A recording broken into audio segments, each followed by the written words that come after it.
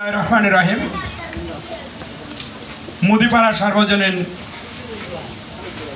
দুর্গ মণ্ডপ এখানে উপস্থিত আছেন পূজা উদযাপন কমিটির সভাপতি, সাধারণ সম্পাদক সহ উদযাপন কমিটির নেতৃবৃন্দ, এই মুদিপাড়ায় বসবাসরত সনাতন ধর্মাবলম্বী ভাই বোনেরা এবং উপস্থিত আছে আপনাদের পাড়া প্রতিবেশী হিসেবে মুসলমান ভাই বোনেরা। সকলের প্রতি জানাই গাজীপুর মহানগর ছাত্রদল এবং গাজীপুর ৬ আসন ধানের মনোনয়ন প্রত্যাশী আল্লাহ সালাউদ্দিন সরকারের পক্ষ থেকে শুভেচ্ছা এবং অভিনন্দন।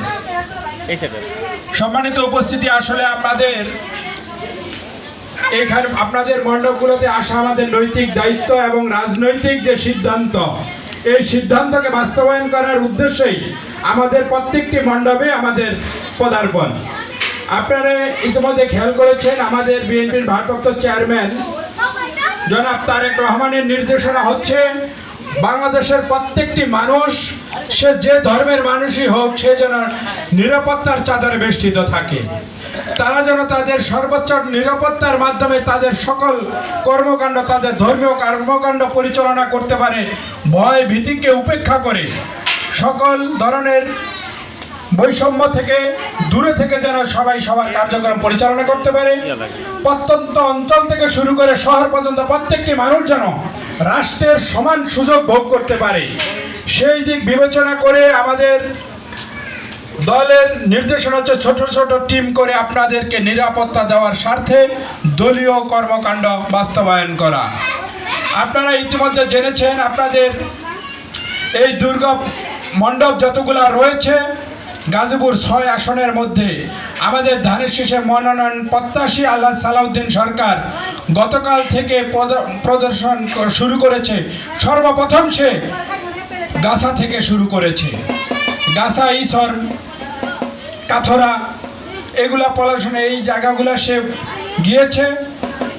কিন্তু অত্যন্ত দুর্ভাগ্যের সহিত বলতে হয়, আমি যদি মুদিপাড়া আপনাদের মণ্ডপে প্রথম আসলাম, দীর্ঘ প্রায় 17টি বছর এই আওয়ামী লীগ সরকার বাংলাদেশ রাষ্ট্র শাসন করেছে, কিন্তু আমি আপনাদের এই মণ্ডপে আসার সময় দেখলাম যে আওয়ামী লীগের সময়ে এত দিন তারা ক্ষমতায় থেকেও আপনারা অত্যন্ত দুর্ভাগ্যের শিকার হয়েছেন। আপনাদের এখানে আসার যে রাস্তা, আপনারা এতটাই অবহেলার শিকার হয়েছেন যেটা আশা ভাষায় বর্ণনের নয়।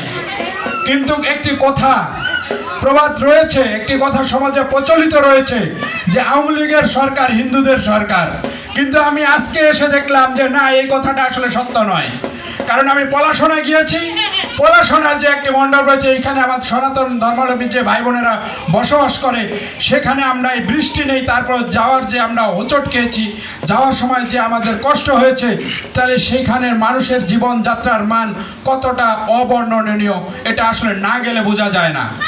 আপনাদের এখানে এতগুলো হিন্দু মানুষের বসবাস রয়েছে, আপনাদের এখানে থেকে যে জীবনযাত্রার মান আমি খেয়াল করে দেখলাম যে তারা আসলে তাদের চোখে আপনাদের এই জীবনযাত্রার মান কখনো পরিলক্ষিত হয় নাই। আমি আশা করব যদি আগামী দিনের 2026 সালে যে নির্বাচন হওয়ার কথা রয়েছে, এই নির্বাচন যদি সুন্দর মতো হয়, আর আপনারা যে ভোগান্তির শিকার হয়েছেন সেখান থেকে যদি শিক্ষা নিয়ে ধানের শীষের যে মনোনয়ন প্রত্যাশী আল্লাহ সালাউদ্দিন সরকার যদি নির্বাচন করে, আপনারা যদি তার হয়ে কাজ করে তাকে জয়ের মাধ্যমে মহান সংসদে পাঠাতে পারেন, আমি আজকে আপনাদের কথা দিতে চাই যে যেই দীর্ঘ 17 বছরে আওয়ামী লীগ যে এলাকায় উন্নয়নের ছোঁয়া লাগাতে পারে না, ইনশাল্লাহ আল্লাহ সালাউদ্দিন সরকার জয়যুক্ত হলে সেখান থেকে উন্নয়নের শুরু করবে। তার যে উন্নয়ন কার্যক্রম মহান সংসদে পাশ হবে, আমি তার একজন প্রতিনিধি হিসেবে আমি কথা দিতে চাই যে এলাকার মানুষ এই রাষ্ট্রের সুযোগ সুবিধা থেকে বঞ্চিত, সেখান থেকে তার উন্নয়ন কার্যক্রম শুরু হবে। বাংলাদেশ জাতীয় দলের প্রত্যেকটি নেতাকর্মীদের উদ্দেশ্যে এখানে যারা রয়েছে তাদের আমি বলতে চাই যে প্রত্যন্ত অঞ্চল, এই নিম্নাঞ্চল অঞ্চলের মানুষ যারা আছে, তাদের অধিকার তারা যেন পায়, তাদের অধিকার যেন আমরা রাষ্ট্রের কাছ থেকে নিয়ে আসতে পারি, সেজন্য আপনারা সজাগ দৃষ্টিতে রাখবেন। যারা শহর কেন্দ্রিক আছে, যারা সামনের দিকে আছে, তাদের দিকে কিন্তু সবার সজাগ দৃষ্টি থাকে। তারা চাইলেও রাষ্ট্রের সুযোগ সুবিধা ভোগ করে, তারা না চাইলেও বাজেট ওদিকেই পাস হয়। কিন্তু এই নিম্নাঞ্চল এলাকার যারা নেতা রয়েছেন, আপনাদের অনেক গুরুত্বপূর্ণ দায়িত্ব রয়েছে। আপনারা বাংলাদেশ জাতীয় দলের যারা প্রতিনিধিত্ব করেন, বাংলাদেশ জাতীয় দল যদি সামনে সরকার গঠন করে, এই এলাকার নেতাদের আমি বলতে চাই, আপনারা এই নিম্নাঞ্চল এলাকার মানুষের এই দুর্ভাগ্যজনক জায়গা থেকে উত্তরণের জন্য আপনারা সর্বাগ্রে অবস্থান করবেন। আমি যেহেতু নিজে এসেছি, আমি গাজীপুর মহানগর ছাত্র দলের একটি দায়িত্বশীল জায়গা আছি এবং গাজীপুর 6 যিনি ধানের শীষে নির্বাচন করবেন আশা ব্যক্ত করেছেন, 2018 সালেও নির্বাচন করেছিলেন।